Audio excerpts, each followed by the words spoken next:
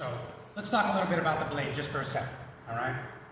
There's a lot of differences in the arts that we do, but one of the main things that I want us to know that's specific to blade work that other Filipino martial arts sometimes neglect is what we're doing with the blade, all right?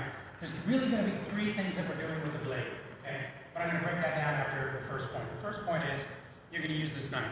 We're going to practice cuts. We're going to practice slashes, angulation with the blade.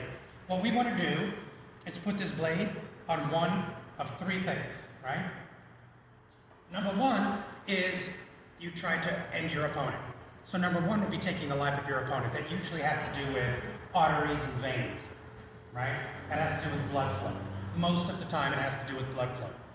That's number one. When you see military training, when you watch The Bourne Identity, that's what they're looking to do, okay?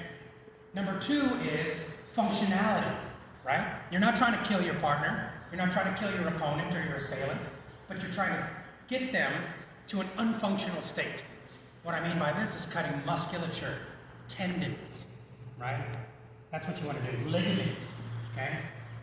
Like back behind the ankle or at the knees, right? Or at the pectoral, right? So that they can't move, so that they can't function. And this is a lot what we do in the Filipino martial arts when we cut at the limbs, right? We're not trying to kill somebody, we're trying to get them not to function. But there's a third one that a lot of people don't think about, and that's pain compliance. Sometimes you want to cut or stab somebody in a place where it hurts a lot to get them to do something. It doesn't mean that you're trying to kill them. It doesn't mean that you're trying to cut a functional tendon to get their arm out to move, but you might put the blade in a way that hurts so much that they have to follow your direction.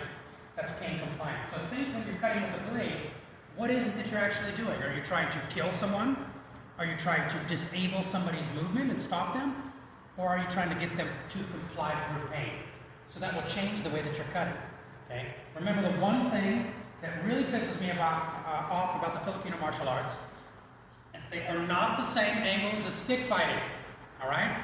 Sticks break bones, knives cut flesh. We want to aim for, like I just said, muscles, tendons, arteries, ligaments, not for the point of your elbow, not for your collarbone, not for your knee. Does that make sense? Thanks for listening.